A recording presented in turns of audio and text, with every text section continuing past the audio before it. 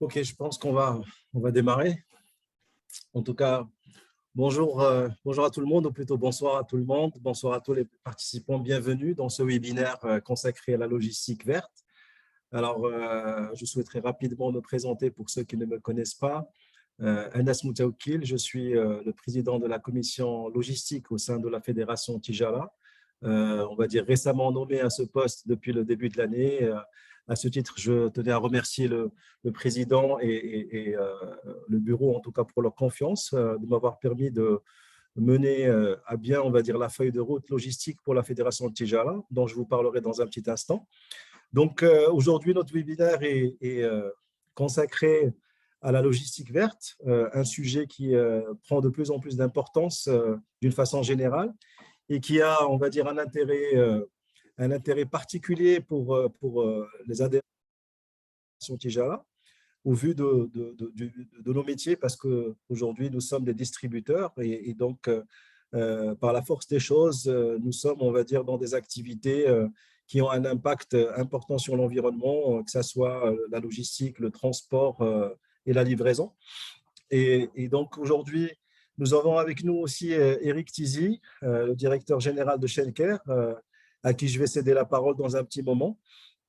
Mais avant, je voudrais rappeler très rapidement, on va dire, les axes de travail de la commission logistique qui ont été définis et validés par le président de la fédération pour cette année.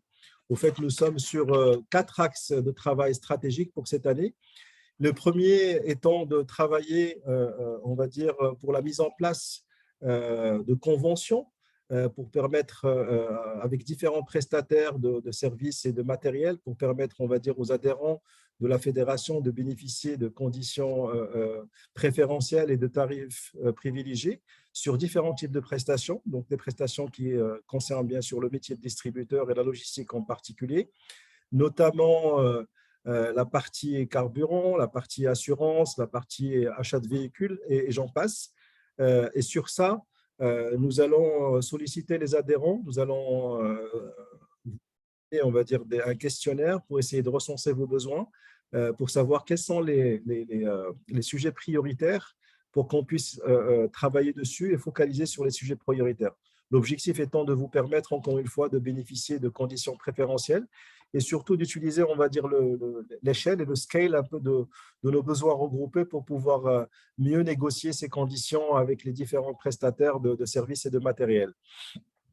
Le deuxième point est un point, on va dire, de développement sur plusieurs sujets logistiques, un point que nous avons entamé avec différentes institutions et différentes autorités, que ce soit la MDL, la CFCM sur la partie parc logistique pour pouvoir, on va dire, vous donner le support nécessaire pour avoir accès à du foncier logistique approprié. Un autre axe de travail, c'est-à-dire sur ce sujet-là, étant celui de travailler sur le statut de distributeur, parce qu'aujourd'hui, le statut de distributeur n'existe pas au niveau, on va dire, de la nomenclature administrative. Donc, on souhaiterait que ça soit reconnu. C'est un métier qui est spécifique. Donc, nous ne sommes pas nécessairement dans la fédération en tant que distributeur. Nous sommes logisticiens ou nous sommes transporteurs, mais nous sommes avant tout distributeurs. Donc, on va travailler sur ce statut distributeur. Et puis, le troisième axe étant un axe, on va dire, de travailler qu'on va faire conjointement avec Simonier, c'est-à-dire sur toute la partie label de qualité. On voudrait, au fait, on sait qu'aujourd'hui, au sein de la fédération, nous regroupons déjà, on va dire, les meilleurs acteurs de distribution qui sont au Maroc. Nous souhaiterions que, en tout cas, ce travail des acteurs de distribution qui est à des niveaux de standards élevés soit reconnu. Et c'est pour ça que nous allons travailler sur un label de qualité. On voudrait labelliser avec la qualité de ces prestations à travers un label que nous avons travaillé, Inch'Allah, pour le créer, pour le mettre en place et le faire exister. Qui pourrait bien sûr nous servir avec nos partenaires, avec les autorités, et en tout cas qui va nous différencier par rapport aux différents, on va dire, autres acteurs non labellisés sur la place. Le dernier axe, et c'est un axe qui va me permettre aussi de faire la transition, c'est un axe qui concerne la logistique verte. Cet axe-là, est un axe aussi prioritaire, axe logistique verte ou énergie renouvelable, parce que c'est un point qui, comme je disais, qui est important. Alors, très rapidement, c'est-à-dire sur la logistique verte, en quoi elle consiste? En fait, pour faire simple, la logistique verte aujourd'hui, elle consiste à intégrer, on va dire, une démarche écologique dans la gestion de tous les process logistiques pour permettre de réduire l'impact de ces process logistiques sur l'environnement. Donc, par process logistique, c'est-à-dire on part de la fabrication jusqu'au stockage, jusqu'au transport et même jusqu'à l'utilisation, on va dire, de la destruction du produit. Ce que nous vous proposons aujourd'hui, et ensuite je vais passer la parole à Eric, c'est aujourd'hui de vous exposer, de partager avec vous un business de DB Schenker qui n'a pas besoin d'être présenté, ou je laisserai Eric plutôt présenter. Et donc, bien sûr, c'est-à-dire sur une présentation qui est inspirante, qui va nous parler un peu de l'expérience que DB Schenker a eue en Europe en général ou en France en particulier, et le plan d'action qui a été mis en place pour réduire les émissions de CO2 pour s'inscrire dans une démarche de logistique verte. Donc voilà, donc je voudrais, avant de passer la parole à Eric, le remercier déjà chaleureusement en votre nom d'avoir accepté de partager cette présentation et d'animer, on va dire, ce webinaire. Et je lui cède sans tarder la parole. À toi, Eric. Merci Anas. Écoutez, en premier lieu, merci à la fédération, au président et puis à Mounir et toi Anas d'avoir eu l'initiative effectivement de cette présentation et de cette intervention qui est issue d'un petit échange qu'on avait eu en aparté et tout le monde semblait intéressé par le sujet. Donc effectivement, c'est un sujet d'actualité. Donc moi, Eric Tizi, au Maroc depuis maintenant 15 ans, patron de DB Schenker au Maroc, DB Schenker filiale de la Deutsche Bahn, donc la division cargo, transport routier, aérien, maritime et également de la logistique.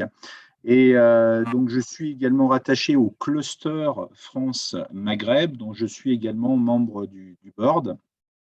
Et c'est effectivement dans cette région, dans le cluster France-Maghreb, où à date, nous avons le plus avancé effectivement sur ces questions d'environnement et de green transport.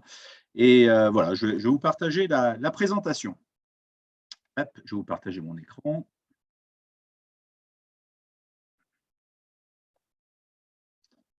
OK. Tac.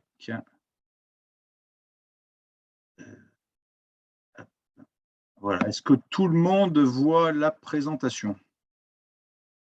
Parfait, Eric, tu peux y aller. Bon, ça, j'aimerais bien le mettre en petit. Voilà, super. Donc, ce que je vous propose déjà en première partie, c'est une acculturation et une prise de conscience. Tout le monde entend parler effectivement de l'environnement et du besoin de décarbonation. J'ai souhaité effectivement mettre un peu plus de chiffres et de faits dans ces propos, parce qu'on entend parfois tout et son contraire. Donc déjà, concernant le dérèglement climatique, donc, vous le savez tous, on entend suffisamment parler dans les médias, c'est un enjeu mondial. Et aujourd'hui, donc, d'un point de vue des prévisions, donc là, c'est un document de la source de la Banque mondiale, et les écarts de température qui sont prévus par rapport à la moyenne actuelle entre 2080 et 2100 seront ceux que vous voyez affichés. Donc, principalement, le nord sera impacté, principalement l'Europe, le Moyen-Orient, également Afrique du Nord, Amérique du Nord. Donc, vous voyez, il y aura potentiellement, si on ne fait rien, des décalages relativement importants par rapport aux températures actuelles. Donc, déjà qu'on se plaint aujourd'hui des niveaux de température, voilà, demain, ça va être plus important, avec également la montée du niveau des mers, avec le retrait du trait de côte, donc, qui peut également impacter un certain nombre de lieux sur la planète. Ensuite, donc ça, c'est également une autre source, c'est une association qui s'appelle Notre-Dame Global Adaptation Initiative, qui a fait une cartographie des pays à la fois sur deux axes. Donc, vous voyez effectivement là en colonne le niveau de préparation des régions et en ligne la vulnérabilité des zones géographiques au changement climatique.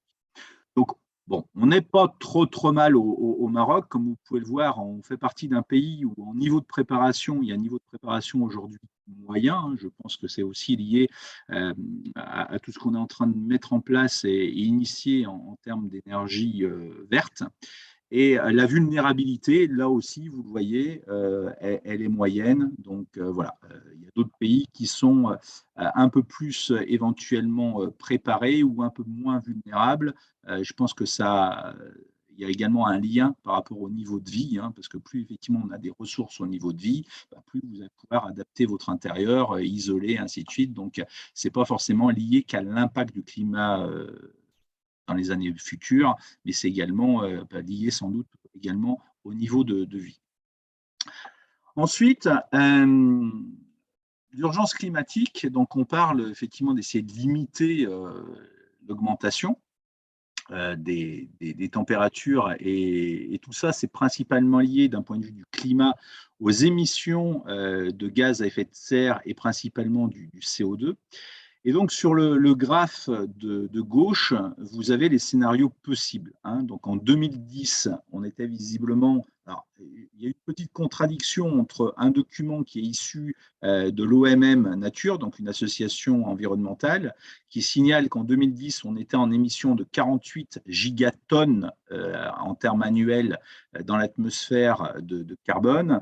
Et là, j'ai retrouvé effectivement un autre document qui est issu d'une autre association, Global Carbon Project, qui, dans la même période, hein, donc dans les années 2000, on voit qu'on serait plutôt à 25 en termes d'émissions carbone. Bon, que le point de départ soit à 25 ou à 40, peu importe, c'est principalement les tendances. Est-ce qu'on va être dans une tendance où on ne fait rien ?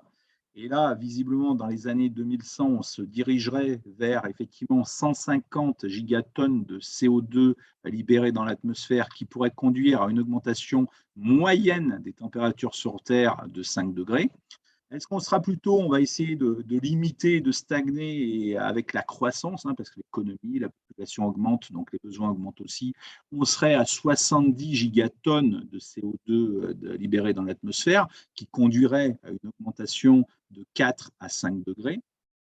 Est-ce qu'on sera à un démarrage de diminution où on arriverait à 30 gigatonnes, où là, effectivement, on serait à entre 3,5 à 4 degrés d'augmentation, ou effectivement, la COP22 et les autres organismes qui souhaitent effectivement limiter l'augmentation à 2%, entre 1,5 et 2% d'augmentation, ça veut dire qu'il faut qu'on réduise les émissions de gaz à effet de serre, notamment de CO2 dans l'atmosphère, pour arriver à 5 gigatonnes d'émissions par an, sachant qu'on est aujourd'hui, en fonction des graphes et des éléments qu'on a, entre 25 et 30, bon, on va dire la vérité, elle est peut-être au milieu, elle est peut-être à 30. Donc, vous me direz, donc là, on parle de plus 2, plus 3, plus 5. Ça ne nous parle pas vraiment, et on se demande éventuellement qu'est-ce que peut avoir l'impact. On se dit, tiens, oui, enfin, si on augmente de 1,5 ou de 2, c'est quoi finalement le changement? Et là aussi, il y a des études qui ont été menées, hein. Donc, par exemple, avec une augmentation de 1,5%, ça veut dire qu'on va se retrouver à 14% des cas avec des températures vraiment sévères, des niveaux de température hauts. Si on passe à 2%, donc un écart de 0,5%, on serait à 37% des cas, c'est-à-dire une situation 2,6 fois pire.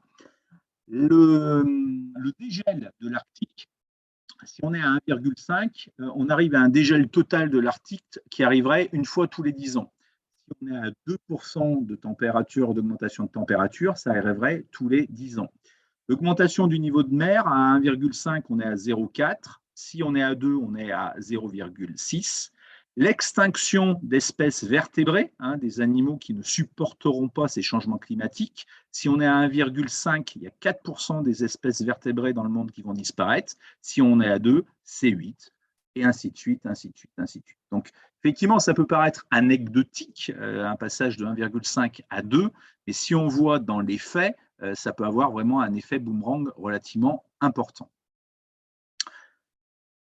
Ensuite, d'un point de vue monde, hein, Donc, on voit par ici la consommation de l'énergie. Donc, effectivement, on voit que tout s'est accéléré au niveau de la révolution industrielle, comme tout le monde le sait, avec l'augmentation déjà de consommation de charbon, puis effectivement de pétrole. Ensuite, il y a eu du gaz. Par la suite, il y a du nucléaire, de l'hydro qui s'est développé, du vent, du solaire, les énergies renouvelables, ainsi de suite. Et donc, on voit bien que la consommation augmente d'année en année, qui est liée à notre mode de vie, au besoin de faire de plus en plus de business. Et malheureusement, aujourd'hui, au niveau mondial, seulement 12% de l'énergie est renouvelable.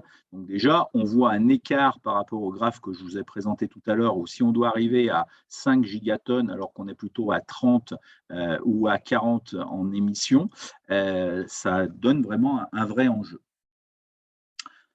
Un autre sujet qui est également important, c'est qu'on a une économie au niveau mondial qui est basée sur des ressources qui sont majoritairement délocalisées. Tout le monde n'a pas du pétrole, du gaz, du charbon dans son sol.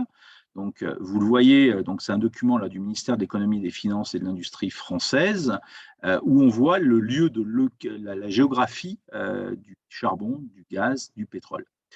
Donc, ça génère pour les pays un autre risque, qui est le risque d'indépendance énergétique. Et on l'a vu avec la crise géopolitique actuelle Ukraine-Russie, où il y a certains effectivement canaux de transport et de distribution qui se tarissent, et potentiellement ça peut conduire à des problématiques. On le voit par rapport au coût de l'énergie en Europe, où il y a des boîtes qui se délocalisent aujourd'hui en Amérique du Nord, parce qu'effectivement, c'est là où l'énergie est la moins chère.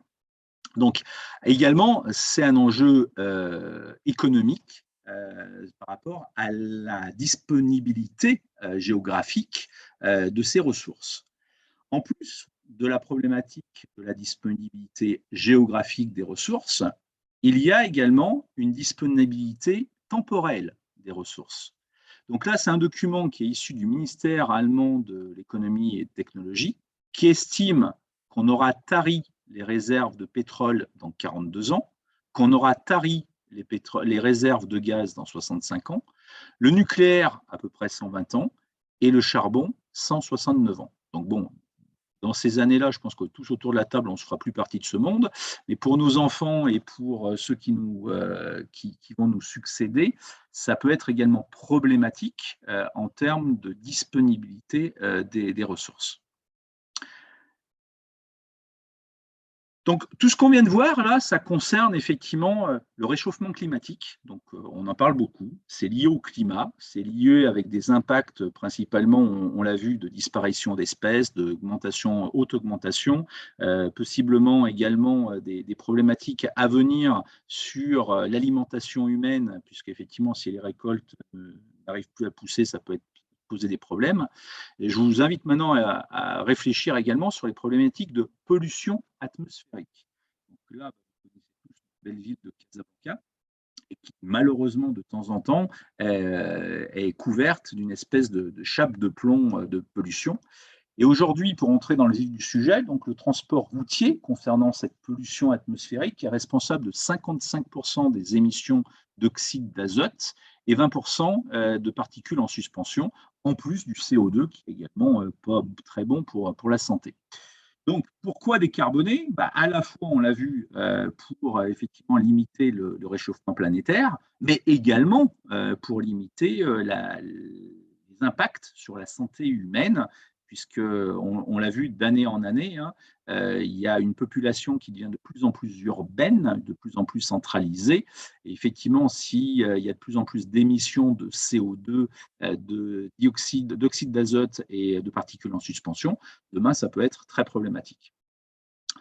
Le constat, je ne veux pas vous gâcher votre soirée, mais des incendies de plus en plus importants. Je pense que vous avez vu les médias, on est au mois de mai, de gros incendies sont actuellement en cours, notamment en Amérique du Nord et principalement au Canada.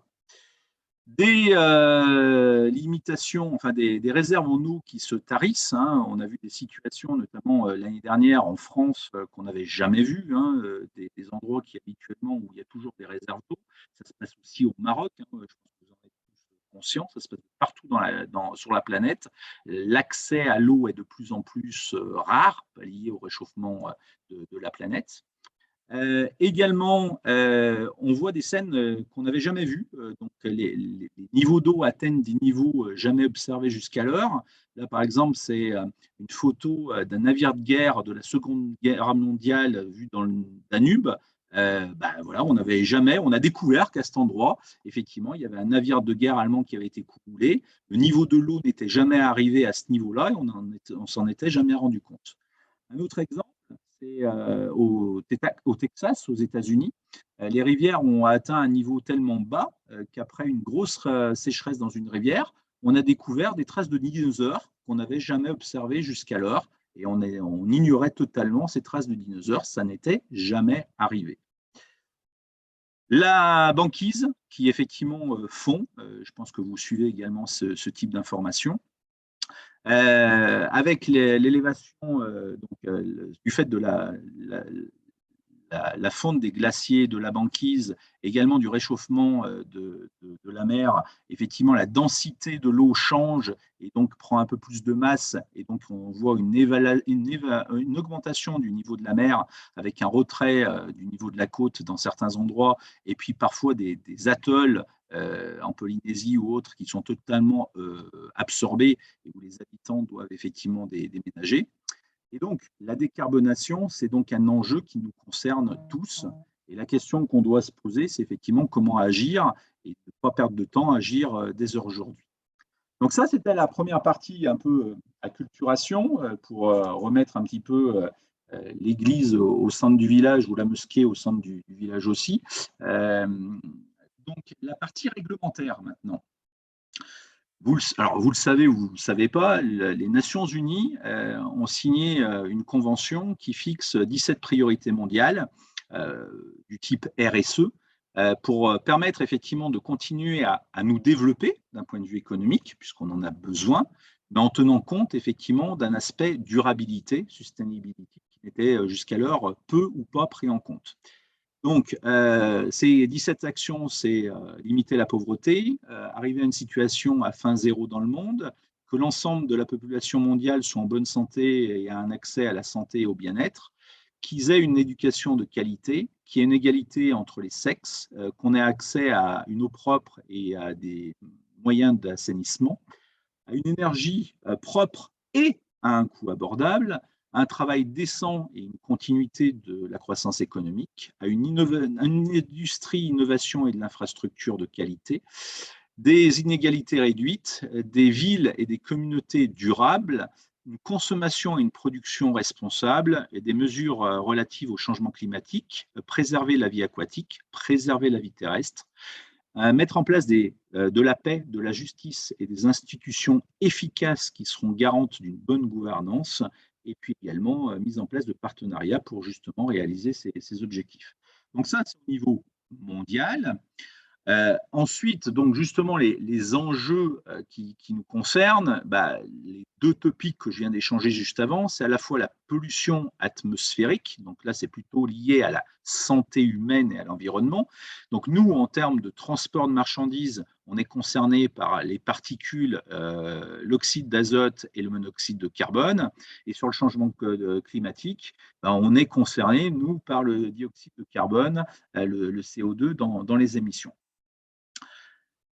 Donc, qu'est-ce qui est en train de se passer d'un point de vue réglementaire? Il y a une prise de conscience et l'ensemble des gouvernements sont en train d'avancer sur le sujet. Donc, d'un point de vue international, bien entendu, il y a la COP22, la COP21, la COP22, ainsi de suite, qui essayent de travailler sur le sujet avec une limitation, si possible, à 2% et à essayer même de faire 1,5% d'ici 2050. Donc, vous avez vu juste avant dans le graphe à quoi correspondent ces 2 ou ces 1,5%, c'est-à-dire arriver à une émission de 5 gigatonnes de CO2 dans l'atmosphère, alors qu'aujourd'hui, je rappelle qu'on est entre 30 et 40.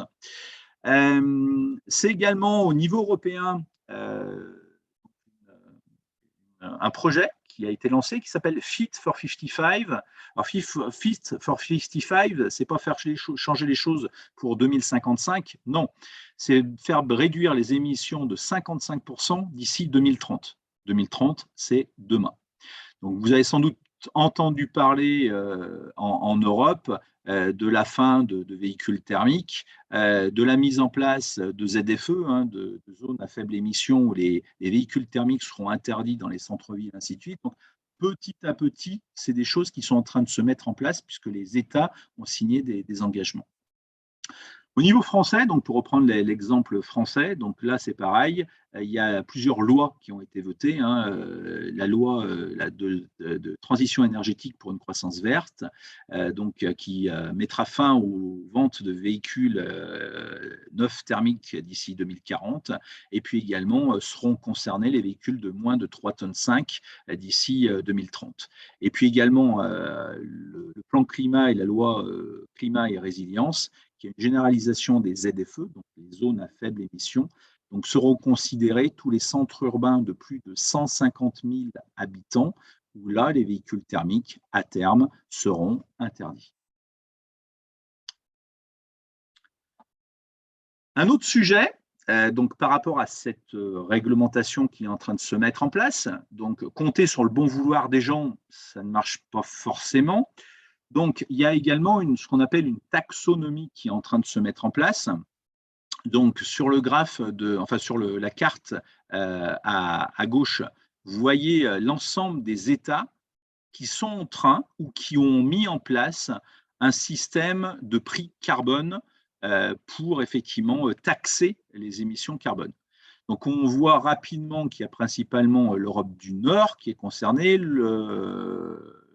toute l'Europe qui est concernée, l'Amérique du Nord, l'Amérique du Sud, ça commence un peu, l'Asie, ça commence aussi à bouger, et le grand absent, c'est effectivement, on voit l'Afrique qui aujourd'hui, hormis quelques exceptions, n'a pas encore agi sur cette taxe carbone.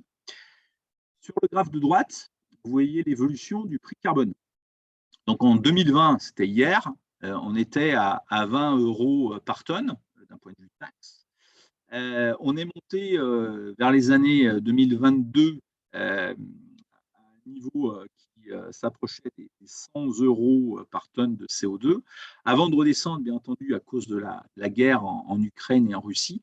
Certains experts pensent que le prix du CO2 par tonne pourrait monter à 500 €, voire plus par tonne dans les années à venir.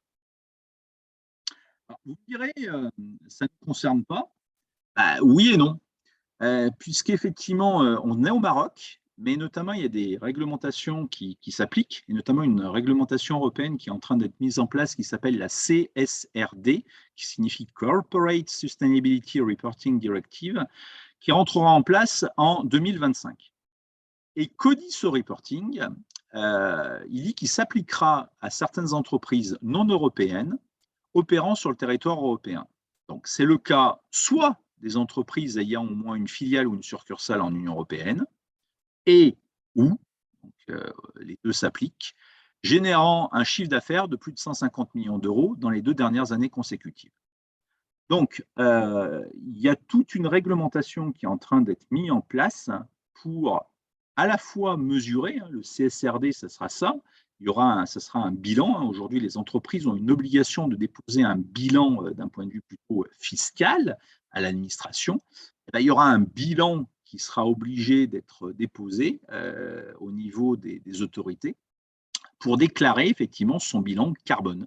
Et qui dit bilan carbone, ça intégrera, tout à l'heure Anas en a parlé, à la fois ses propres émissions, hein, donc écoutez, moi je produis tant, je consomme tant, d'un point de vue du process industriel, donc l'industriel devra déclarer ce qu'il produit lui-même, ses origines directes, mais également sa responsabilité sur l'ensemble de la supply chain, c'est-à-dire sa responsabilité par rapport à ses sous-traitants, s'il achète des prestations de services, que ce soit de transport ou de la matière première, ça rentrera également dans son bilan carbone. Donc, il devra récupérer les bilans de carbone de ses sous-traitants et les intégrer dans son propre bilan carbone.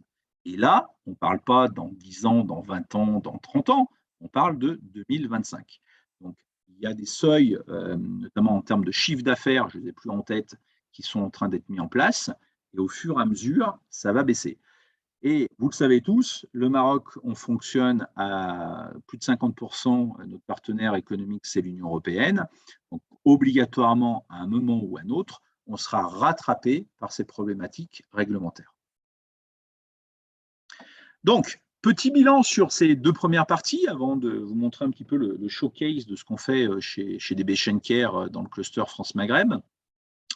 Petit 1, déjà, on doit tous agir pour limiter le réchauffement de la planète et la pollution atmosphérique, à la fois pour limiter effectivement les impacts de ce réchauffement planétaire et pour préserver la santé d'une population qui est de plus en plus urbaine. Petit 2, il y a une réglementation qui se durcit et qui touchera donc les partenaires économiques des pays qui mettent en place une politique carbone. Les acteurs ont donc l'obligation de publier leurs empreintes carbone et de récupérer aussi les datas et les données de leurs sous-traitants. Les ressources énergétiques classiques, on l'a vu aussi, sont limitées et délocalisées. Donc, de toute façon, à terme, on est sur un modèle qui est intenable d'ici à plusieurs décennies. Et il y a également une taxonomie carbone qui est en train de se mettre en place. Donc, que faisons-nous au sein du cluster DB Schenker France? Donc, déjà, on a développer une feuille de route développement durable qui fait partie de notre vraie stratégie. Et avec effectivement une mission qui est de réduire les externalités négatives de l'entreprise. Avec plusieurs orientations. La première, c'est une acculturation. Donc, ce que je suis en train de faire avec vous, on l'a fait également avec nos collaborateurs, que ce soit au Maroc ou en France. On a fait des ateliers, on a fait des formations, on a fait des jeux, notamment je vous conseille à tous notamment un petit jeu qui est disponible sur Internet qui s'appelle la fresque du climat. Hein. Ça permet effectivement de prendre conscience d'un certain nombre de choses. C'est facile à animer, voilà. Ensuite, on a décidé de s'orienter sur une réduction d'émissions de CO2 et des particules, hein, donc, qui permettrait de rendre nos activités scope 1 à 3 moins émettrices. Alors, ça peut vous paraître des termes un peu barbares, hein, scope 1, 2, 3, ainsi de suite, mais plus on va parler d'environnement et d'écologie, plus demain vous entendrez parler, notamment d'un point de vue réglementaire, des scopes 1, 2, 3. Hein. Donc, grosso modo, les scopes 1 et 2, c'est les scopes que vous gérez avec vos propres ressources, hein, que ce soit les bâtiments ou votre flotte. Et les scopes 3, c'est vos sous-traitants. Donc, demain, vous aurez également une responsabilité par rapport à votre bilan carbone d'essayer de pousser vos sous-traitants à travailler effectivement sur ces paramètres. Ensuite, on a décidé de s'orienter également sur de l'énergie afin d'être autoconsommateur dans nos énergies renouvelables, dans le transport routier de marchandises et de nos bâtiments. Très souvent, on décide effectivement de mettre en place des panneaux solaires, principalement pour gérer de l'énergie, de l'économie d'énergie, de la production d'énergie pour les bâtiments.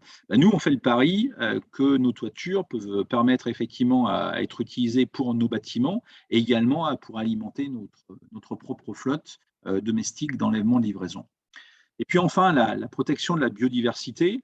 Donc bon, ça peut paraître anecdotique, mais on essaye de mener également, nous aussi, des actions pour préserver la biodiversité. On installe, par exemple, dans certaines agences, des ruches. On fait, au lieu de passer la tondeuse dans les agences où il y a de la pelouse, on fait passer des bergers avec des moutons ou des chèvres, ainsi de suite.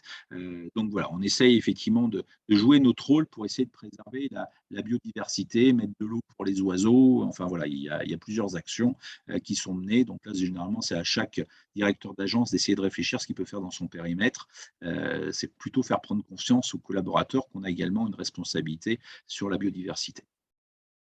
Donc, les chiffres clés aujourd'hui, nous, de notre entreprise, donc en termes d'émissions, hein, donc on a émis 409 000, on émet à peu près 409 000 tonnes de CO2 équivalent carbone, WTW, on verra tout à l'heure de quoi il s'agit.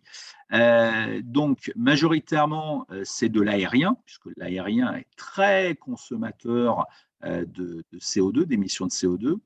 Le deuxième, c'est effectivement la route, puisque c'est là où la flotte et les activités sont les plus importantes. Le maritime représente que 8% et la partie logistique uniquement 4%. Si on rentre dans le détail, notamment de la partie route, on a plusieurs activités. On a de la partie enlèvement-distribution, c'est ce qu'on appelle le CODI, hein, Collection Distribution. Donc, ça représente à peu près 15%.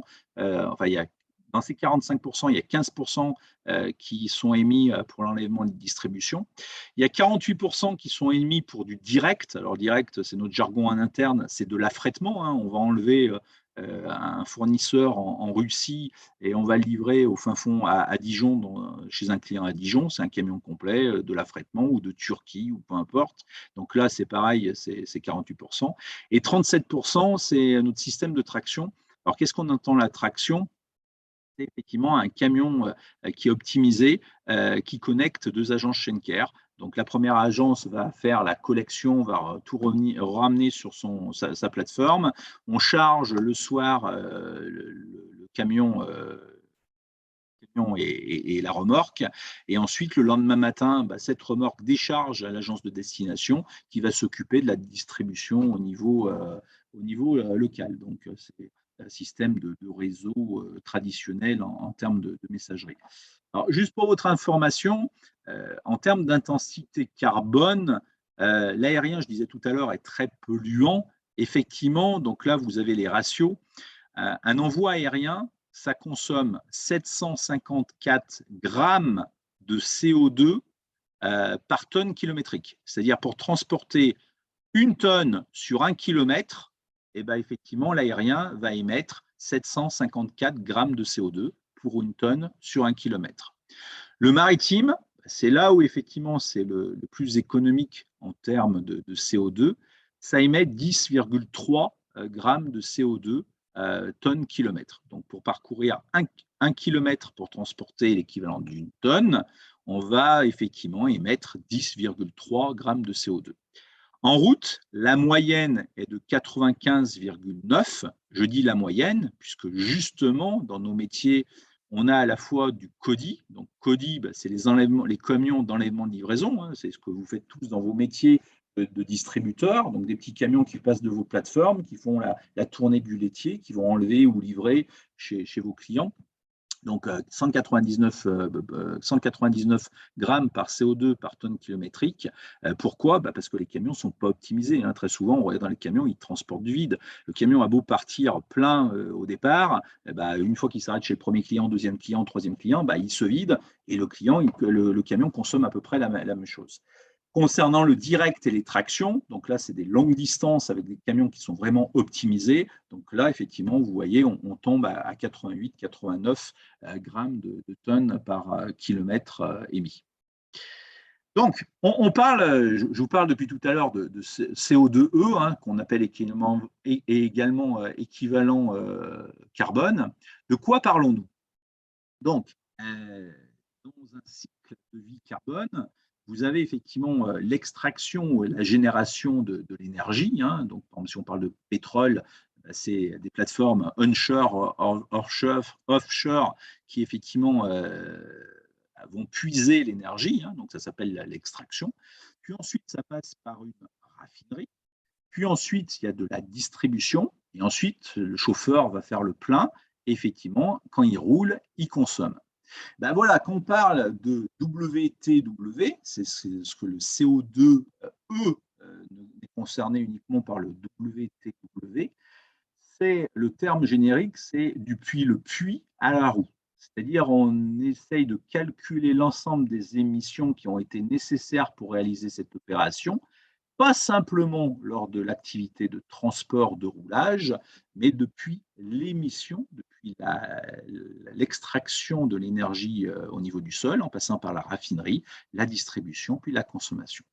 Alors, on pourrait dire que ce n'est pas forcément complet, pour la bonne et simple raison, c'est qu'il y a d'autres choses qui ne sont pas considérées. C'est-à-dire que quand on parle de CO2e et d'émissions de CO2, on ne tient pas en compte aujourd'hui dans les calculs de l'énergie nécessaire pour la construction des infrastructures. Par exemple, des routes, des autoroutes, tout ça, quand on construit des routes et des autoroutes, ça met du CO2. Ça ne rentre pas dans le calcul. Quand on va mettre effectivement en place des bornes et des bornes de recharge rapide en électricité, ça ne rentre pas dans le calcul. Quand on va effectivement construire des véhicules, que ce soit des véhicules électriques ou des véhicules thermiques, ça ne rentre pas non plus dans le calcul. Donc, quand vous entendez parler, on est toujours dans l'acculturation de CO2e ou d'équivalent de carbone, pensez que ça représente uniquement depuis le puits jusqu'à la roue. Donc, chez Schenker, on a défini effectivement un plan de décarbonation qui est axé sur plusieurs axes. Donc, je ne rentrerai pas forcément dans le détail de chacun des axes, mais je vais vous expliquer un petit peu comment on a réfléchi la chose. Donc, notre émission future de CO2e, c'est ce que vous voyez, c'est la base 100. Hein, donc, la base 100, CO2e, on serait à zéro. Si on ne bouge pas, voilà, on sera à zéro. Donc, on doit faire des économies par rapport à l'aspect réglementaire. Si on ne fait rien, on ne fera pas d'économies. Le pire de la situation, c'est que c'est même pas qu'on ne va pas faire d'économies, c'est que la demande de transport, on prévoit d'ici 2030 une demande de transport qui va augmenter de 17%, plus de consommation, ainsi de suite. Ça veut dire que même si on reste au niveau de consommation qu'on est aujourd'hui, du fait de l'augmentation des volumes, on va avoir une augmentation de 17% de nos émissions de CO2.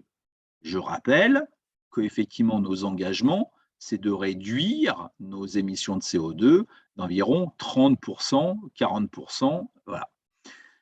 Donc, on a décidé au niveau du cluster France-Maghreb de mettre en place un certain nombre de plans d'action.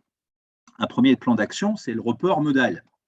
Alors, report modal, on a estimé, d'un point de vue des actions qu'on a identifiées, qu'on allait pouvoir baisser de 2%. Pourquoi? Parce que nous, on est majoritairement route. Les clients, ils souhaitent souvent de la rapidité. Et donc, mettre un camion ou une remorque sur un train, ça ne marche pas forcément très bien en France. Hein, ça marche dans d'autres pays, mais en France, ce n'est pas tout à fait ça. Et mettre effectivement des camions sur des barges. Hein, en France, on utilise énormément les fleuves avec des barges pour transporter de la marchandise. Généralement, c'est plutôt de la matière première, hein, du raw material qu'on transporte. Les produits finis, ça met un peu de temps et les clients sont pas forcément, ça ne correspond pas forcément aux besoins des clients. Donc, on estime qu'effectivement, il n'y a que 2% du volume qui pourrait basculer dans ce report modal. Ensuite, il y a l'optimisation des volumes. L'optimisation des volumes, c'est là où effectivement on pense qu'on va faire effectivement une réduction de 9%. L'optimisation des volumes, c'est simplement effectivement éviter de transporter du vide. Donc, alors déjà, nous, notre métier de base, majoritairement, même si on fait des camions complets, notre métier de base, c'est le groupage. Hein.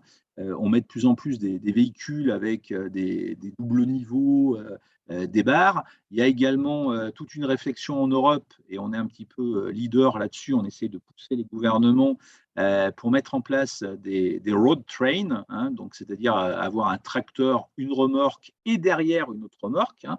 En termes énergétiques, vous avez un moteur qui va effectivement le transporter, une seule remorque qui va tirer effectivement tracter deux remorques. Alors bien entendu, il faut que les infrastructures s'y prêtent.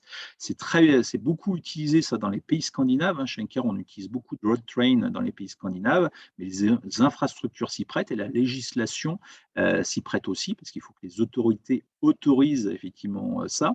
Donc, bien entendu, au démarrage et en accélération, le véhicule consomme un peu plus, hein, puisqu'il a une charge plus importante à tracter.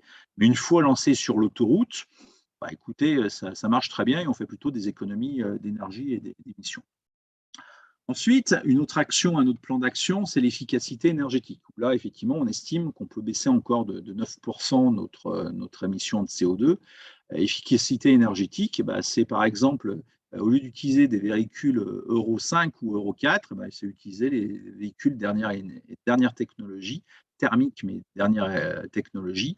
Donc là, ça permet de baisser éventuellement 9%. Vous l'avez tous constaté à titre personnel, hein, si vous aviez une vieille voiture qui date des années 80 ou début 2000, maintenant vous prenez les nouveaux véhicules, généralement, ça consomme largement moins que ce que ça consommait avant. Pour les poids lourds, c'est exactement la même chose. Il y a également des plans d'action qui sont menés vis-à-vis des conducteurs, notamment pour des conduites un peu plus éco-responsables, de l'anticipation plutôt que d'accélérer et de freiner.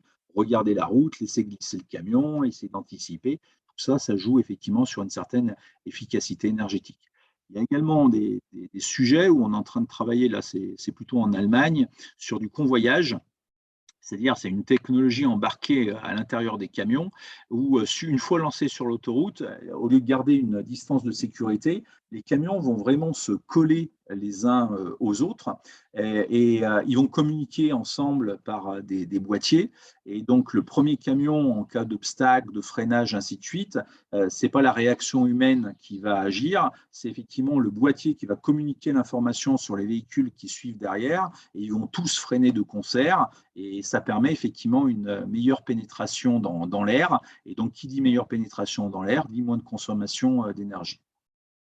Ensuite, d'un point de vue décarbonation, on va également passer à l'électrification. On a commencé, vous le verrez tout à l'heure, et c'est là où effectivement on estime à réduire notre empreinte carbone, malgré effectivement les 17% d'augmentation. Vous voyez, là on sera déjà pas mal, à 23%.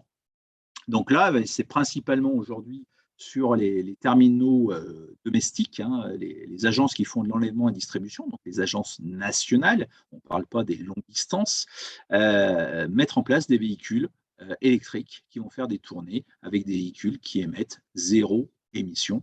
Donc là, ça permettra de réduire notre émission globale de 23%. Et enfin, on a ensuite pour 17% d'autres énergies. Vous me direz, autre énergie, de quoi parlons-nous? Alors déjà, on commence à travailler sur de l'hydrogène. Hein. Schenker en Allemagne et même Schenker France, hein, on a investi notamment avec une PME qui fait ce qu'on appelle du rétrofit. Alors le rétrofit, c'est quoi? C'est simplement prendre un véhicule ancienne génération qui a été amorti, plutôt que de le balancer à la casse, on tombe le moteur thermique et on travaille avec une société qui fait du rétrofit et qui nous transforme le moteur le moteur thermique en moteur électrique, qui installe une pile à hydrogène, hein, et au lieu de fonctionner avec des batteries, derrière la cabine, on met des grosses bonbonnes pour avoir de l'hydrogène. Et donc, le véhicule, là, pourra faire des longues distances. Donc, je pense que c'est l'avenir, l'hydrogène, notamment pour les longues distances, puisqu'on n'a pas les contraintes de l'électrique avec les batteries, avec des temps de charge plus ou moins longs. Non, l'hydrogène, vous arrivez à la station, du moment que la station et l'infrastructure existent, vous faites le plein et vous repartez. Et là, donc, ça peut être effectivement un bon plan pour les longues distances. Et donc, on commence à investir en Europe et en France sur ces technologies pour les longues distances. Autre énergie alternative, c'est l'énergie musculaire. Alors, l'énergie musculaire, vous allez me dire, on ne va pas installer des pédales sur les camions, ça sera un petit peu dur. On ne va pas installer de nouveau des gens qui rament comme dans les galères. Non, l'énergie musculaire, vous le verrez, c'est principalement pour les centres urbains. On utilise de plus en plus de vélos et vous verrez tout à l'heure comment ça fonctionne. Donc, vous voyez, ce n'est pas du vent. Et même chez Schenker, où on a commencé à travailler sur le sujet il y a quelques années, malgré une croissance de 17% de demande de transport, quand on cumule tout ça, on arriverait à 50% de CO2 en moins en 2030 versus la situation qu'on avait en 2021, avec encore une fois en tenant compte d'une demande de transport de 17%. Donc, ça peut paraître très difficile à atteindre en utilisant un peu de neurones et avec de la volonté politique, c'est tout à fait faisable. Donc là, je vous passe un petit film pour vous montrer justement qu'est-ce qu'on fait en énergie verte. Alors, il n'y a pas de son, c'est normal. Hein.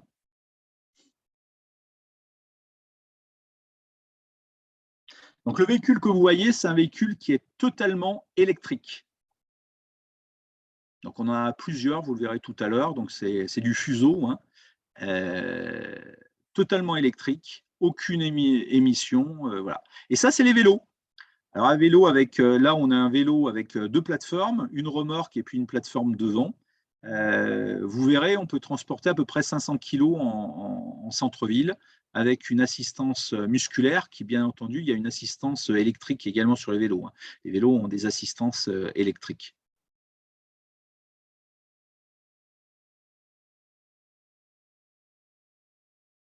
Donc là, c'est pareil, on n'est pas dans le futur imaginaire. Ça, ce que je vous montre, c'est des choses qui existent d'ores et déjà dans notre organisation.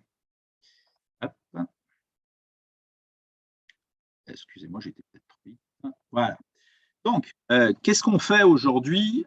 Donc, les vélos, alors c'est marqué sous-traitant, mais ça a changé puisqu'on a racheté une société qu'on a intégrée au sein du groupe, une société avec laquelle on collaborait.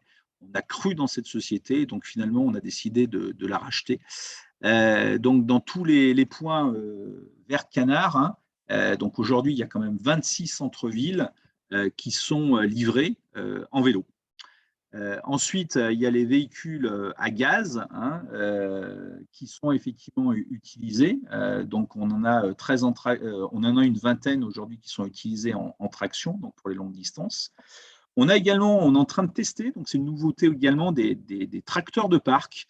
Dans certaines agences, dans des grosses agences, vous avez des remorques qui sont tractées la nuit et qui restent sur le parc dans la journée. Donc, une fois qu'elles sont déchargées, le tracteur, lui, il les met à quai. Tout de suite, le tracteur va faire d'autres activités. Et quand il faut les redéplacer, on n'utilise pas un tracteur qu'on utilise pour faire des enlèvements, des livraisons. Non, on a des tracteurs de parc, un peu comme les Mafi au niveau du port. Et là, on vient d'investir dans deux tracteurs de parc, de Mafi, qui permettent de bouger les remorques au niveau du parc. Ensuite, au niveau des véhicules électriques, donc aujourd'hui, on a des 7 tonnes 5 et des 3 tonnes 5, vous pouvez voir, et on a également des hybrides. Hop. Donc là, on revient à la même chose. Et les investissements donc, qui sont prévus cette année, donc on va rajouter 6 véhicules de parc additionnels qui seront positionnés à l'endroit que vous voyez. Et on va rajouter 53 véhicules. Là, on a fait des essais, notamment du côté de Saint-Étienne, avec des Renault, des 16 tonnes et des 19 tonnes que vous pouvez voir à gauche de l'image, qui fonctionnent bien, il y a un bon rendu. Et surtout, on a effectivement on a signé un contrat au niveau Europe avec une société qui s'appelle Volta. C'est une start-up qui a totalement repensé le véhicule électrique. Vous le voyez relativement plus bas en assise. Pour ceux qui peuvent aller au salon de Munich, le véhicule est sur notre stand au salon de Munich. On a signé un contrat pour 1500 véhicules sur l'ensemble de l'Union européenne, avec un haillon, un plancher un peu plus bas, avec une petite rampe. Il n'y a même pas besoin de haillon, le chauffeur peut charger, décharger seul. Une bonne visibilité, ce qui permet également d'améliorer la circulation et d'éviter les accidents. Et là, voilà, on va rajouter, par rapport à la carte que vous avez vue avant, on va rajouter uniquement en France 94 véhicules électriques cette année. Et puis ensuite, les véhicules à gaz, à biogaz, là, on va rajouter encore 55 véhicules électriques cette année. Donc, vous voyez, ce n'est pas du vent, on est vraiment en train de le faire au niveau de Schenker France. Pour revenir justement au petit vélo, parce que j'avais eu par le passé des questions, comment ça fonctionne? Comment ça fonctionne? C'est simple, on approche les centres-villes avec des véhicules, si possible effectivement décarbonés. Donc généralement, on a les agences qui sont plutôt dans les périmètres des grandes villes. On charge effectivement les marchandises avec des véhicules un peu plus gros. Et ce véhicule fait une seule pause, c'est effectivement dans un ELP ou dans un CDU. Donc ELP, ça signifie espèce de livraison de proximité. CDU, ça signifie centre de distribution urbain. C'est les termes techniques aujourd'hui qui sont utilisés dans la profession. Et généralement, donc ensuite, il dépose tout son lot, donc les plusieurs palettes qu'il a à faire dans la journée. Et ensuite, vous avez effectivement les cyclistes qui, au fil de la journée, chargent les lots et font des navettes entre effectivement l'ELP ou le CDU et puis les clients. Et ils font comme ça en permanence toute la journée des rotations. Donc, pour en revenir à ces vélos, hein, donc, ce que vous avez vu tout à l'heure en photo, hein, le triporteur plateau, hein, donc la plateforme devant le vélo, il y a quand même 300 kg de charge utile, hein, ce n'est pas négligeable. Et la remorque qui est derrière, elle permet de gérer 180 kg de charge utile avec des systèmes notamment de remorque qui permettent de charger et décharger des palettes automatiques. Donc, ça veut dire qu'un vélo avec, dans la configuration que vous avez vue avant, hein, à la fois le triporteur plateau plus la remorque, il y a une capacité quand même de 500 kg. Donc, soit plusieurs clients à livrer dans la même matinée avec des petits colis, soit éventuellement un client à livrer ou deux clients à livrer avec deux palettes. Donc, je voulais vous inviter à commencer à réfléchir également sur la situation au niveau du Maroc. Et donc, j'ai fait un certain nombre de recherches. Alors, tout ça, ça se passe en Europe, en France, en Europe, et on n'a pas forcément la même configuration. Donc, je vous ai mis le lien ici, hein, d'un chercheur marocain qui avait publié un article il y a maintenant 2 ou 3 ans sur effectivement le WTW, hein, donc depuis l'extraction jusqu'à l'utilisation au niveau de la roue, hein, donc l'efficience énergétique, on va dire. Si on parle effectivement du pétrole, donc pétrole, on l'extrait, on en est déjà à 271 grammes de kilowattheure en termes d'émissions. Ensuite, il y a du raffinage, on passe à 274. Il y a de la distribution stockage, 275. Réservoir, c'est anecdotique. Et ensuite, utilisateur d'un point de vue thermique, on est à 917 grammes par kilowattheure. Donc ça, c'est effectivement au niveau d'un véhicule diesel classique. L'électricité Maroc, au niveau de la production de l'électricité Maroc, d'après cette enquête, hein, je ne suis même pas expert, on serait à 721 grammes par kilowattheure. Ensuite, le transport et distribution, il y a un peu de perdition, on passe à 848. Puis ensuite, charge, décharge des batteries et utilisation au niveau du moteur électrique et de la transmission. On arriverait effectivement à une consommation de 1167 grammes par kilowattheure. Et là, effectivement, vous voyez la problématique, c'est-à-dire que si on utilise des véhicules électriques au Maroc, qu'on recharge par des prises qui sont alimentés par notre mixte énergétique, bah, quelque part, on pollue, on émet même plus de CO2 qu'en utilisant un moteur thermique traditionnel. Donc ça, c'est le bouquet énergétique marocain. Et vous le voyez, effectivement, on consomme majoritairement du charbon, des centrales turbines à gaz, et en thermique, ben, on est relativement important. L'éolien et le solaire, vous le voyez, c'est assez anecdotique, donc ça nécessite, c'est en voie de développement, hein, mais à date, c'est les informations que j'ai prises sur le site de l'ENE, c'est assez anecdotique. Et il faut également penser que les usines hydrauliques, par rapport à la situation du réchauffement planétaire et aux baisses effectivement des ressources en eau, ça peut être effectivement problématique encore plus dans ce mix énergétique. Quand on compare avec la situation en Europe, hein, donc en Espagne, visiblement l'électricité en Espagne, ce serait 104 grammes par kilowattheure, perdition en termes de distribution, de recharge électrique, ainsi de suite, et on arriverait au moteur électrique à 159. Donc là, effectivement, on voit tout l'intérêt de passer à l'électrique, par exemple en Espagne, où on sera à 159 versus pour du diesel à 917 par kilowattheure émis.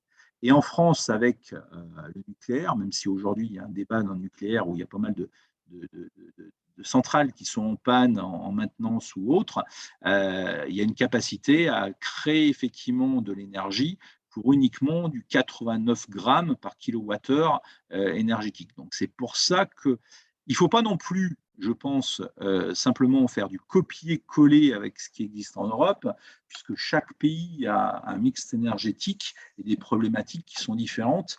Et il faut en avoir conscience, hein. Les gens qui vous disent bah, tiens, j'ai changé ma voiture, j'ai pris une voiture électrique au Maroc, parce qu'effectivement, je suis écolo. Quand on regarde effectivement ce graphe, malheureusement, peut-être que quelqu'un qui a une voiture à diesel aujourd'hui à date va peut-être moins émettre de CO2 que quelqu'un qui va utiliser un véhicule électrique. Voilà, c'était simplement un point d'alerte. Donc, j'essaie de poser le débat et puis ensuite je laisserai Anas reprendre la parole. De mon point de vue, hein, par rapport à notre expérience et notre expertise sur le cluster France-Maroc, il y a plusieurs difficultés slash pistes de mise en œuvre. Déjà, il y a la limite de l'innovation. Les chercheurs font énormément de recherches, ainsi de suite. Ce n'est pas parce que la technologie existe qu'elle est disponible. Il y a également notamment l'homologation qui rentre en phase. Et vous l'avez vu, en Europe, on commence à utiliser un certain nombre de véhicules. Il faudrait effectivement essayer de sensibiliser, mais encore faudrait-il que le marché soit mature et qu'il y ait de la demande sur le marché pour effectivement faire venir ces industriels qui fabriquent ces véhicules pour les proposer sur le marché marocain. Donc là, il y a une problématique d'homologation. Il y a également une autre problématique, on l'a vu, donc si c'est pour faire importer des véhicules électriques et les brancher effectivement sur le réseau, ce n'est pas forcément top.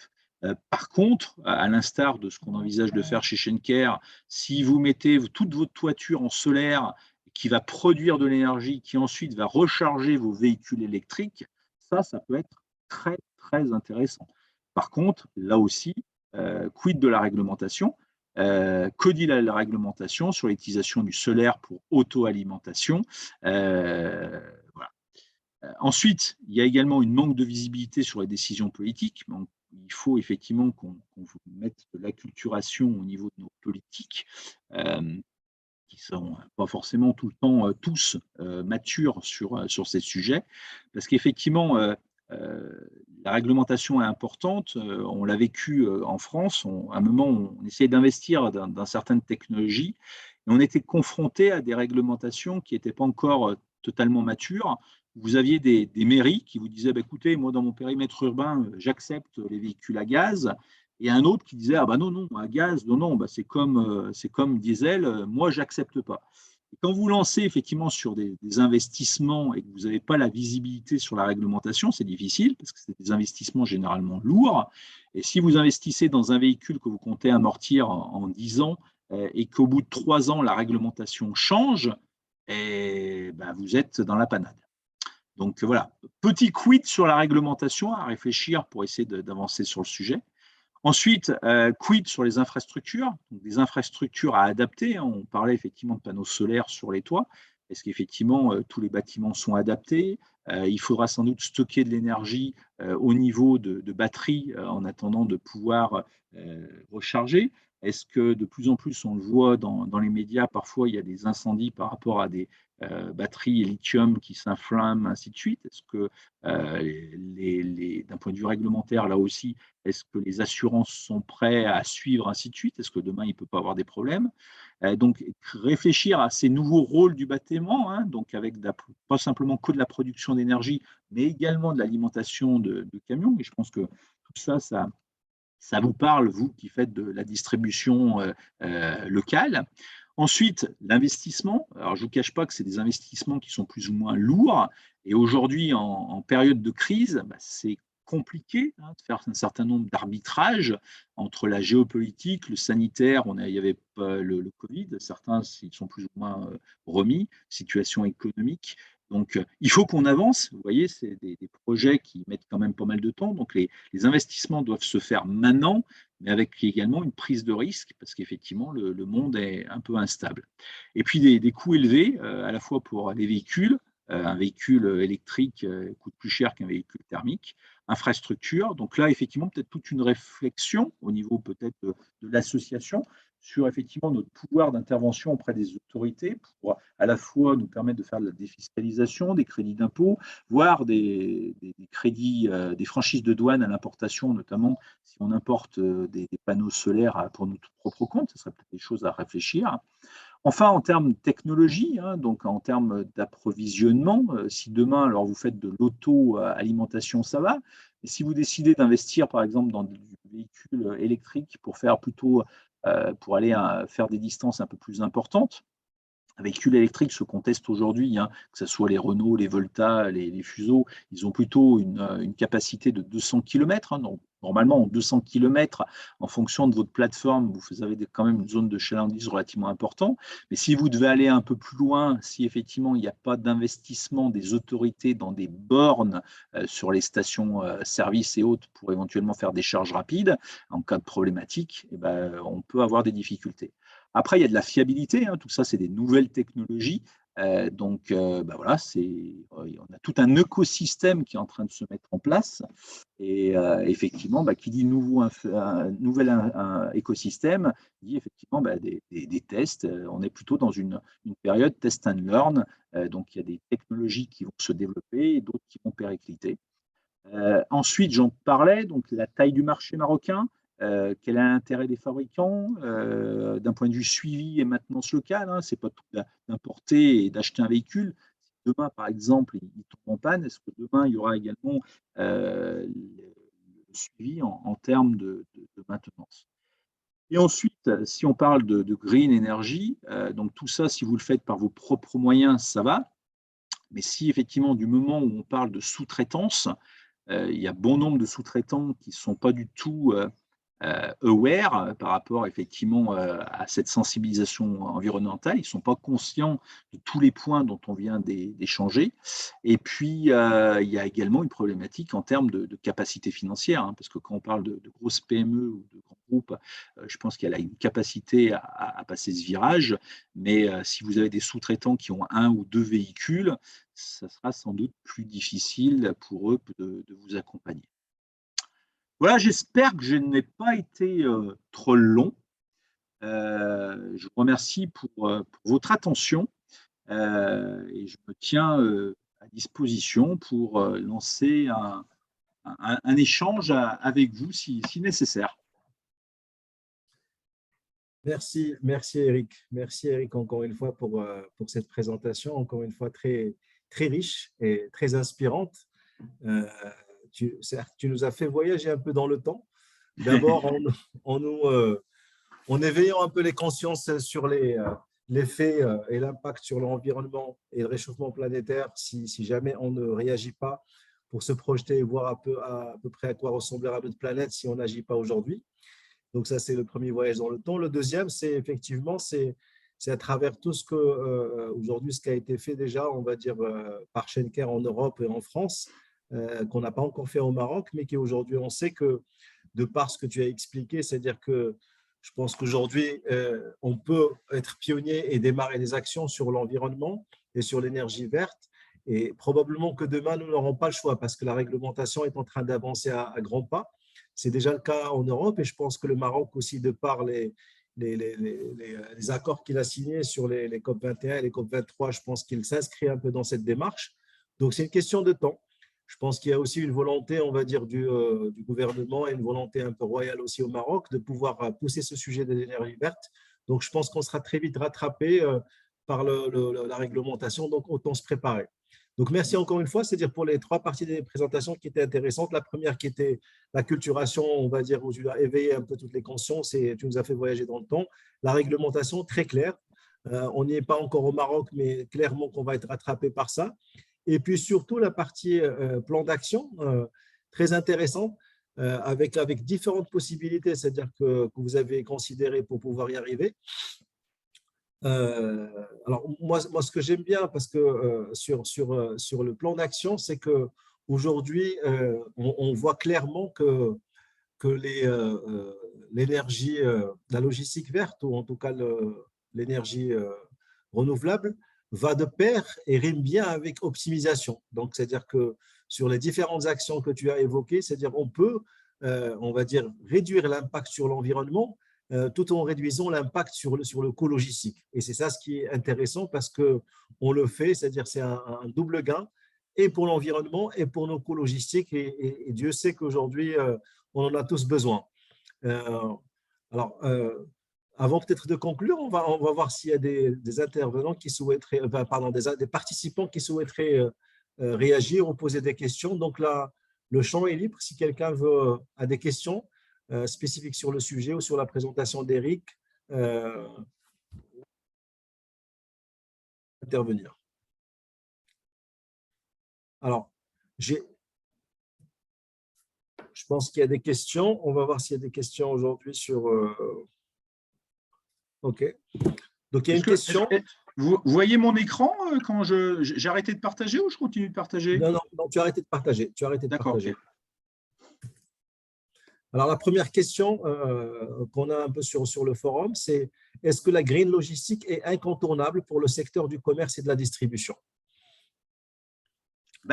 Alors, j'espère que cette question n'est plus tout à… J'espère que c'est une question qui a été posée au début de la présentation. Je pense aussi. Parce que sinon, j'ai raté ma prestation. Non, que ce soit d'un point de vue, on l'a vu, hein, que ce soit d'un point de vue de l'accès des ressources, que du réchauffement climatique et de ses impacts, ou encore de la santé des habitants en milieu urbain par la pollution atmosphérique, je pense que effectivement la question n'est pas si on doit y aller, mais effectivement c'est comment on y va, quoi. Exact. C'est-à-dire que ici le point il est encore évident. Encore une fois, on est dans une communauté de distributeurs et donc on sait que par la force des choses, on est des potentiels gros pollueurs, on va dire impactant l'environnement, logistique, transport, livraison. On sait que c'est notamment sur le last mile, le dernier kilomètre. Donc ça, c'est-à-dire que l'impact sur l'environnement est important. Donc ça, c'est le premier point. Et le deuxième, juste pour rappeler ce qu'on vient juste de dire, c'est la réglementation. Donc oui, la grille logistique est incontournable. Autant aujourd'hui, je pense qu'on peut être pionnier et prendre l'initiative de le faire, autant demain, on n'aura pas d'autre choix que de le faire parce que même la taxonomie dont tu as parlé, c'est-à-dire qu'on sera rattrapé très vite par le taxe et si on ne le fait pas aujourd'hui, on le fera demain d'une façon forcée. Est-ce qu'il y a d'autres questions?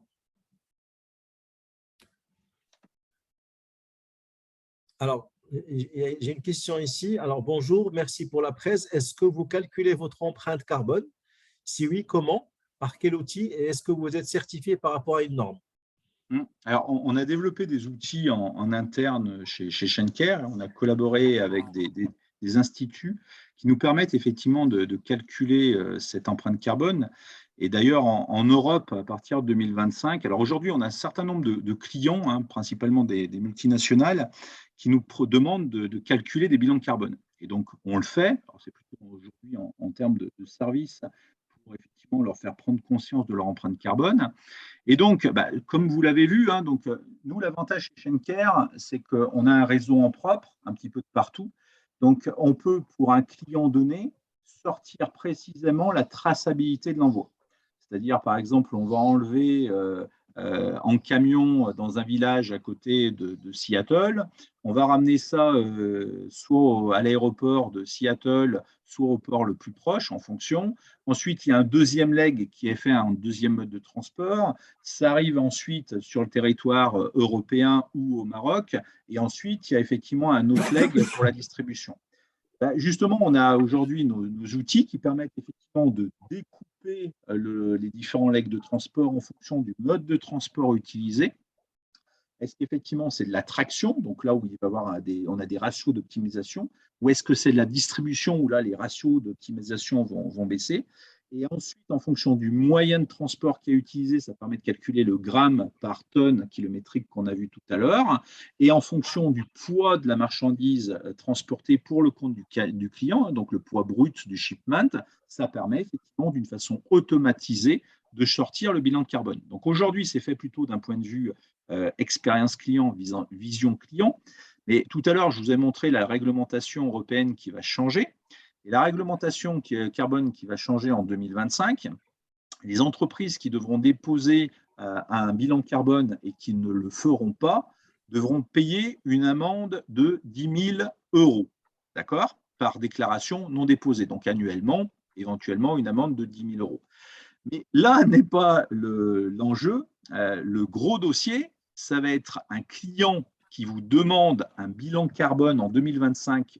Si vous êtes un prestataire de transport et que vous n'êtes pas en capacité de lui fournir le bilan carbone, qui ensuite rentrera, enfin l'émission carbone du transport qui vous a confié, qui ensuite rentrera dans son bilan carbone, Là, l'amende, elle est de 3 000 € par bilan carbone non délivré par client.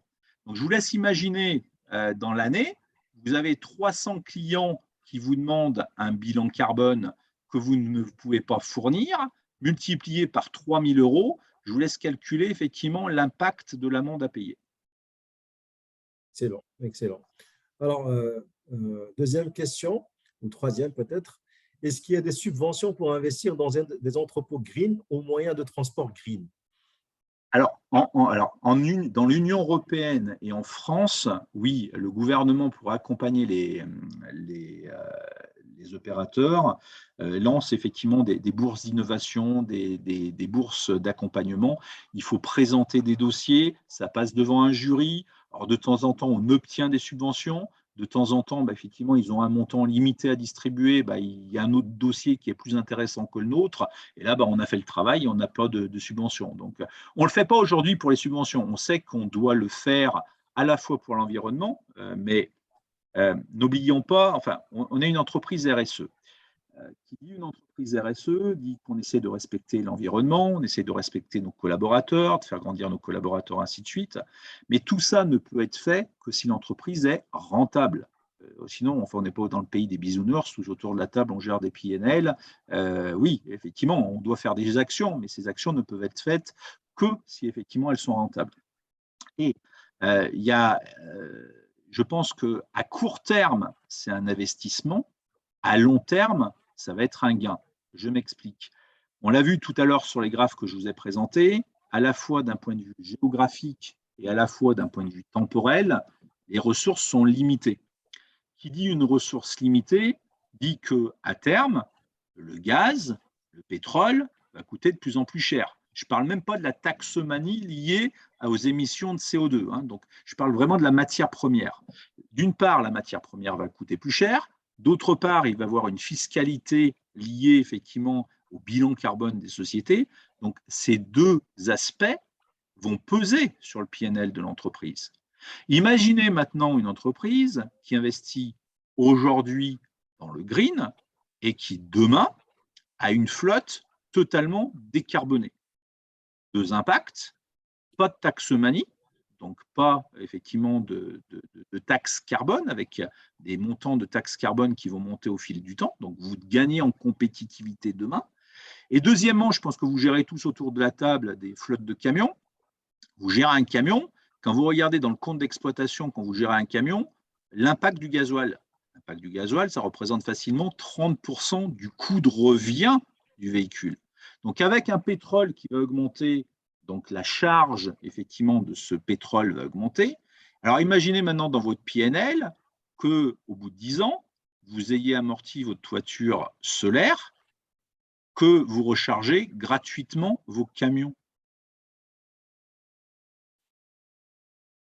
Là, l'impact PNL est important. D'accord.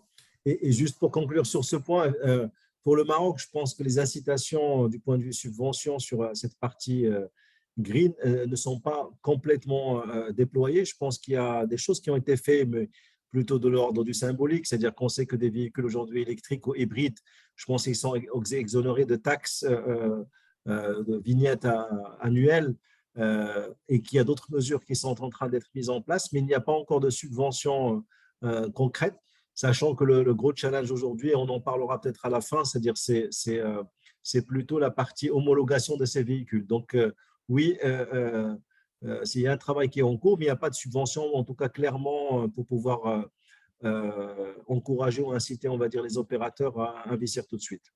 Oui, et puis Alors, je pense aussi, excuse-moi de te couper, Anna, je pense aussi qu'effectivement, enfin, en termes de ressources, enfin, dans l'Union européenne, aux États-Unis, ainsi de suite, enfin bon, le PIB est plus important, les États peuvent accorder un montant de subvention plus important.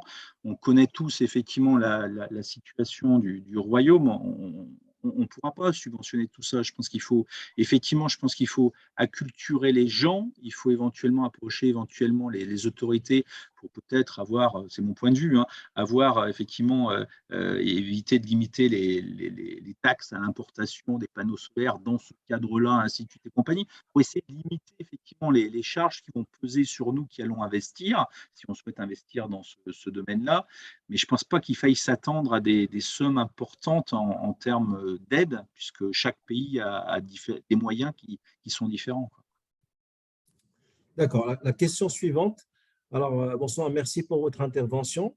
Est-ce qu'il existe des cabinets au Maroc pour accompagner les sociétés pour une initiation à la green logistique? Merci. Aucune idée. Aucune idée. Alors moi non plus, c'est-à-dire on ne peut pas répondre d'une façon ferme à cette question. Probablement qu'il y en a. Maintenant, alors on sait qu'aujourd'hui, sur la partie, on va dire, de énergie renouvelable, notamment sur l'énergie solaire, aujourd'hui, beaucoup on va dire, des prestataires de cette technologie aujourd'hui proposent de l'accompagnement pour pouvoir faire des diagnostics sur les différents sites, faire des études de faisabilité pour checker, on va dire, quel serait l'impact de l'installation de panneaux photovoltaïques sur les différents sites et quelle est l'économie d'énergie qui peut en découler. Donc ça, on sait qu'aujourd'hui, c'est un service qui est, on va dire, une étude préliminaire qui est offerte, on va dire, par les différents prestataires. Et c'est quelque chose qui est disponible sur le marché à travers beaucoup de prestataires. Maintenant, est-ce qu'il y a un cabinet qui existe, qui peut accompagner une entreprise aujourd'hui au Maroc sur les différents aspects? Pas à notre connaissance, mais c'est un point qu'on prend et on va revenir vers vous sur ça, sachant que ça fait partie, on va dire, des pistes qu'on va retenir. Alors, je vais voir juste peut-être, est-ce qu'il y a d'autres questions? Sinon, on va conclure avec ça. Est-ce qu'il y a d'autres questions? Il y a Mounir qui a levé la main, visiblement. Bien sûr.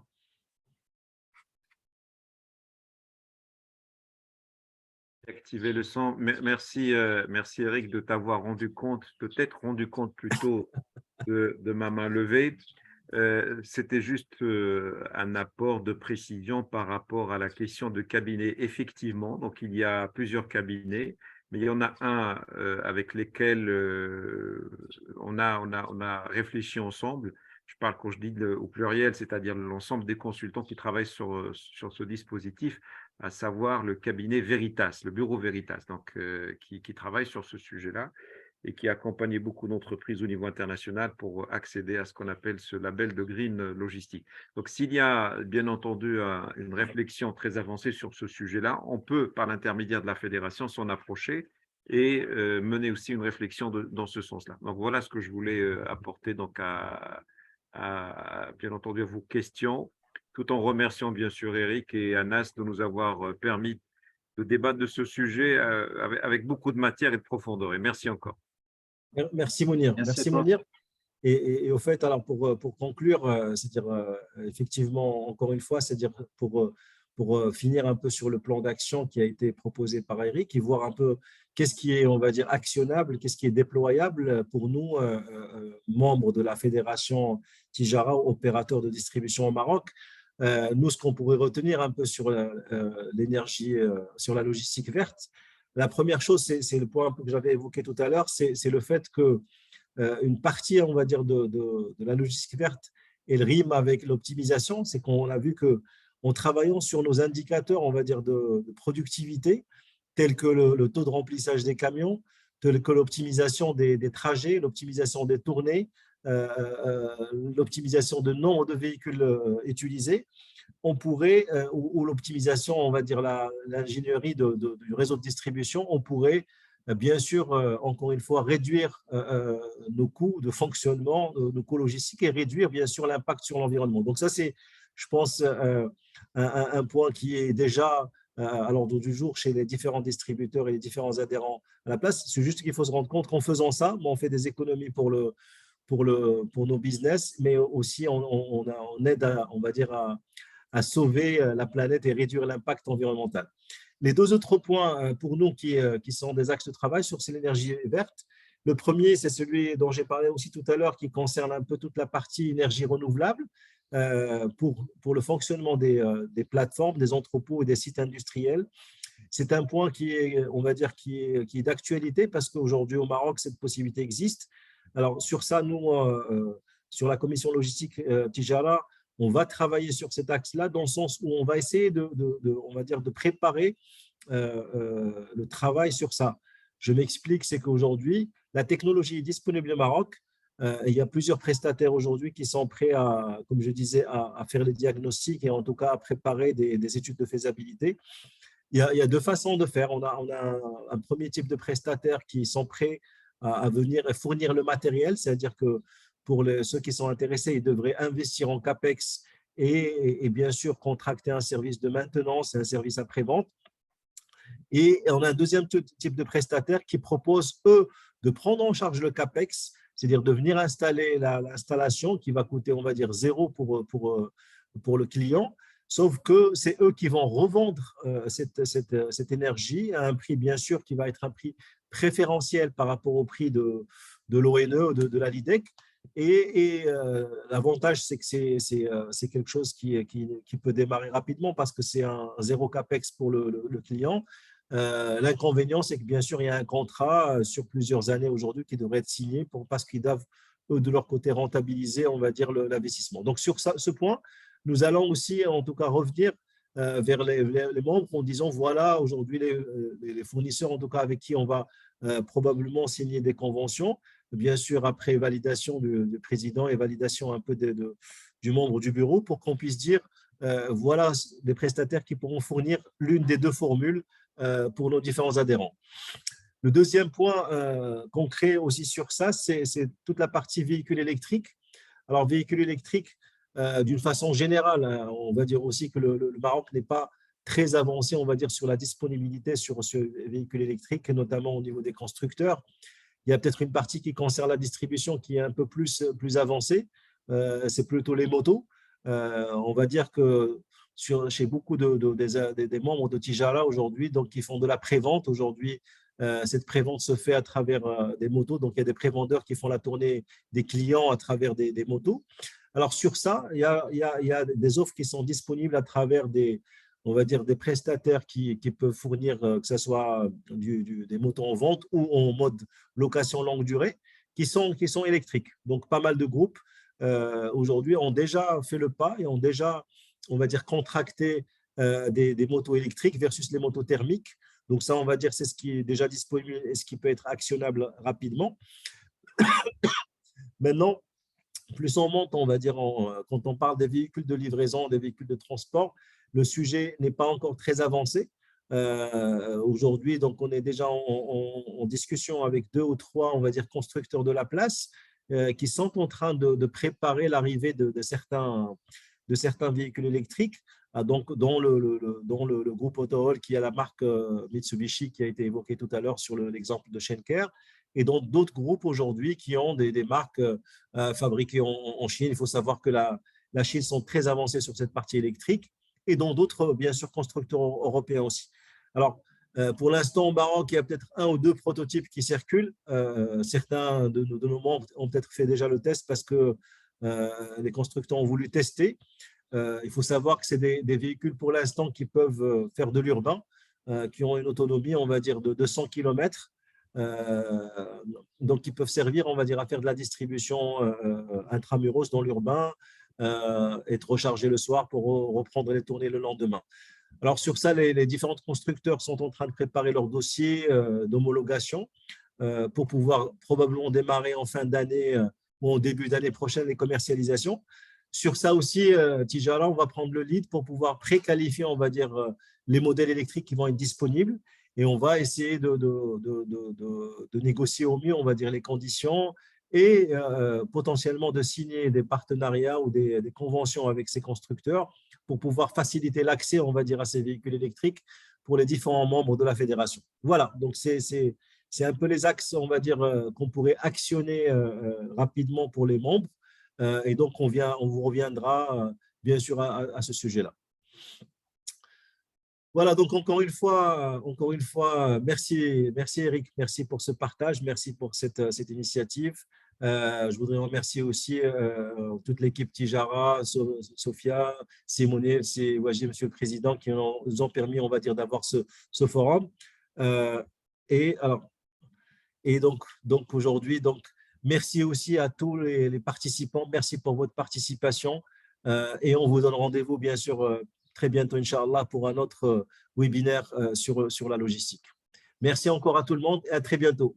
Merci pour votre écoute et à disposition pour de nouveau échanger sur le sujet. Au revoir. Merci. Au revoir.